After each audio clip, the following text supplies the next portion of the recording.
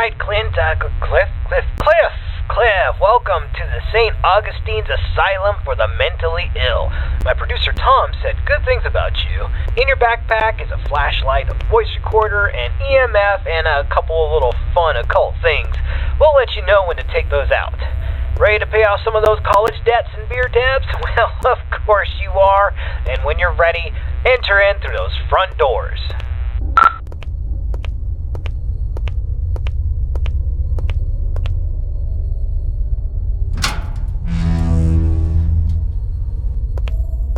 Nice, the door was unlocked. It can get a little sticky sometimes.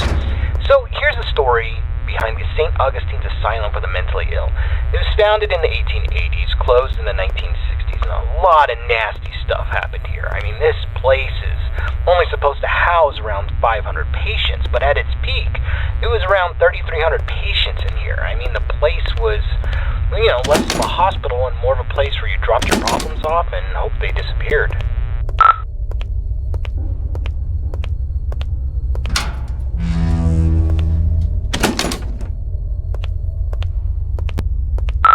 This is where the 100 hallways patients would convene, and we heard that the patients pre-1920 actually received decent care. Then the war hit, the depression hit, then the budgets all fell apart. The room you stand in once healed 20 patients in need of attention, and by the end, 150 patients would pass through this room, naked, starving, attacking each other at random, flaying themselves with metal wires from their beds. Be careful where you step.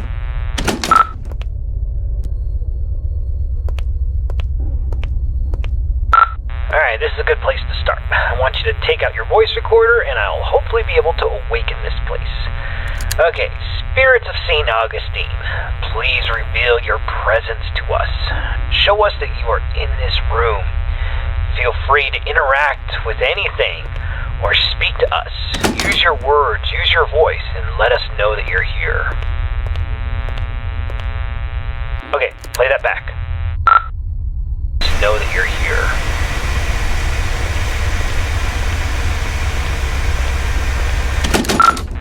Nothing. Alright, let's try that again.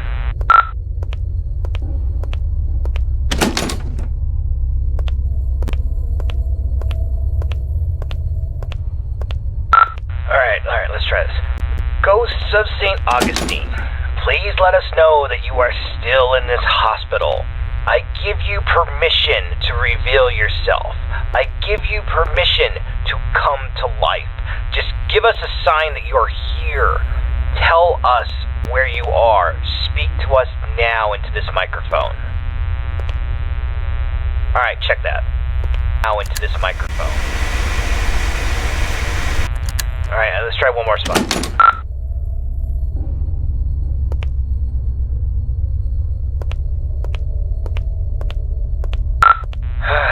Ghosts of St. Augustine, you're all a bunch of ghoulish pricks. Show up or piss off.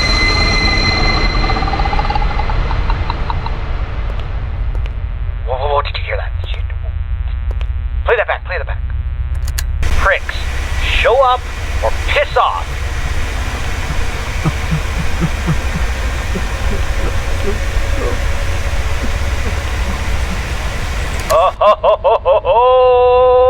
Alright, looks like we got an investigation. Alright, I want you to go down the morgue hallway, and we're going to continue our investigation in the other gathering area.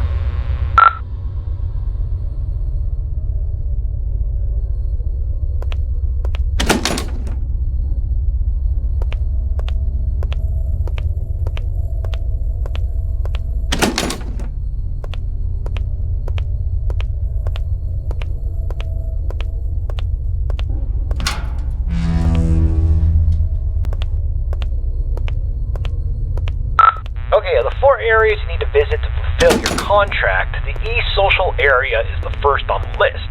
This is the area where the inmates who are deemed a danger to society would convene. You'll go to this room and perform a summoning ceremony.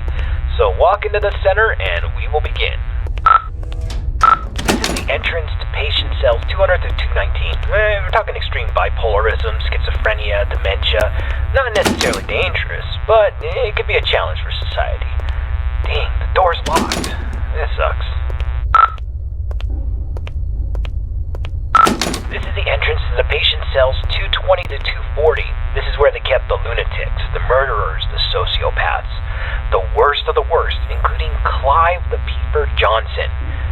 You'd think he would be a pervert with a nickname the Peeper, but the truth is far worse. He was extremely manipulative and very intelligent. He was a murderer and a maimer. Most of his victims could never identify him because he managed to convince them to gouge their own eyes out with metal wires and even their own fingernails. He came here due to legal loopholes, and when the facility went off the rails and the doctors stopped caring, he jumped into action. The patients who didn't listen were tortured, and the ones who did wandered around the facility, blind, screaming, and in constant fear. This door's locked too. Let's just start the ceremony.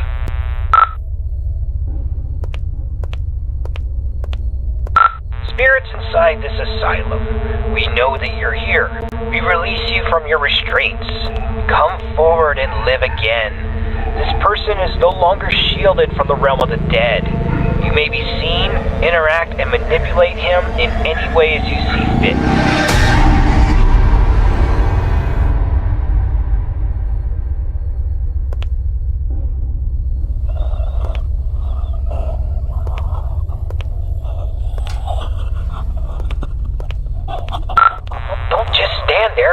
Go check it out.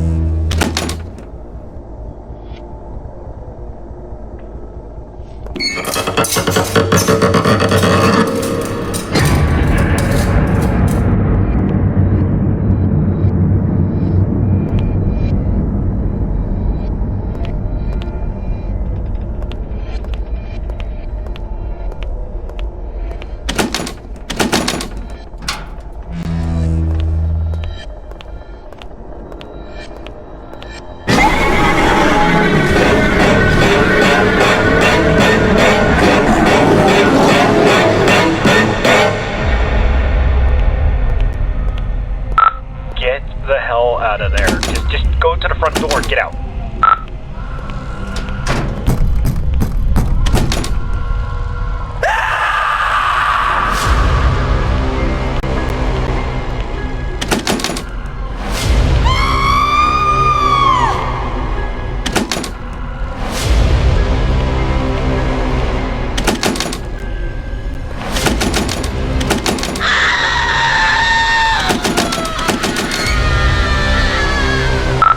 Get out of this hallway and then take your second right.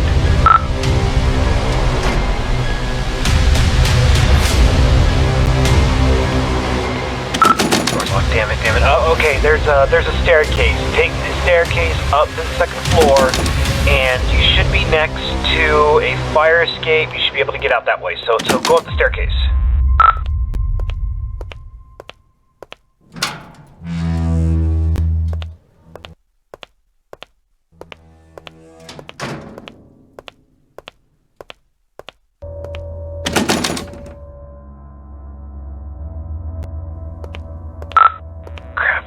Okay, we need it. Let's go get something to pry this door open. Go back downstairs. I bet you there was something downstairs we could probably use.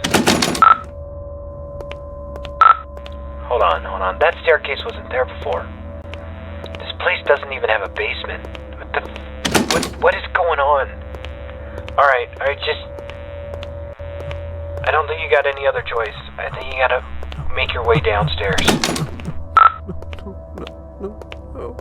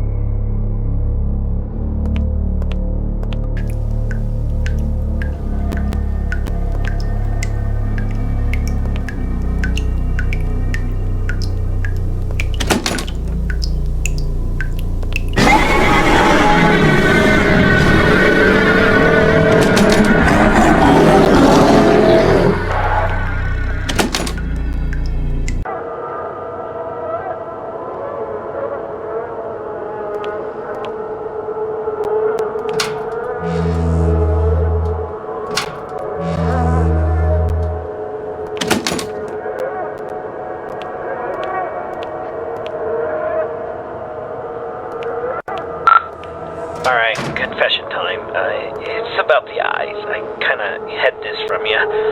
There's an urban legend, and I repeat, it's an urban legend about the peeper Clive Johnson. You see, there was a patient who suffered from dementia and swore that Clive was more than just a mere man, and he would kind of haunt this patient all throughout the day. Rampant hallucinations that progressively got worse, but at night he never saw the peeper. Then he discovered that if he closed his eyes, he could escape Clive. But whenever he opened them, Clive would be there, waiting for him and getting closer and closer. Eventually, the patient used a fork and he blinded himself. And while he was soaked in his blood from his sockets, he screamed to the entire hospital that he was free, he was safe. And a week later, 2 more patients charged Clive with stalking them, even though he was confined solitary. I mean, it's crazy. They took their eyesights too. This pattern didn't stop. I thought it was BS, but based on what we've seen tonight, I'll pretty much believe anything. So, try to get the hell out of there, and if it gets too intense, try to shut your eyes.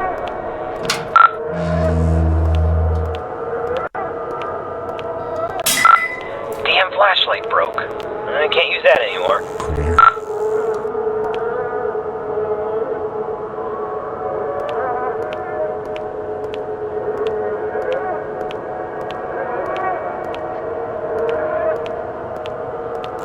Come on closer. I see you now.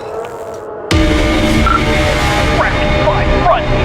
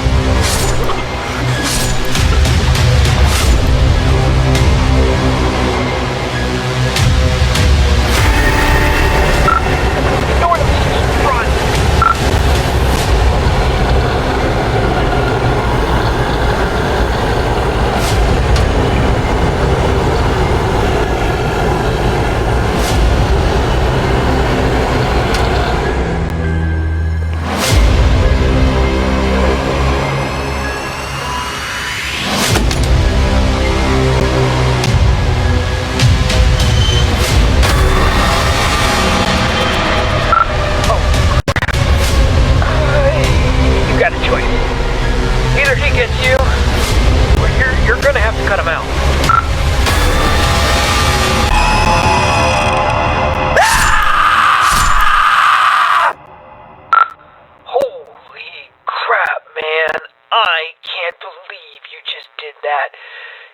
Freaking gouged your eyes out with a scalpel.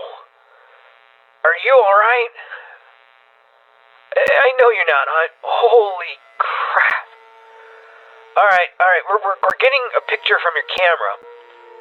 Bad news is it's pitch black. There's no light. Your room, there's nothing I could see. The flashlight went out, and we don't even know where you are. I'm not going in there. Are you going in there? I'm not going in there. Hell no. Look, if you can't feel anything, I'm sorry, but we're not coming. I'm sorry, man. I have to go.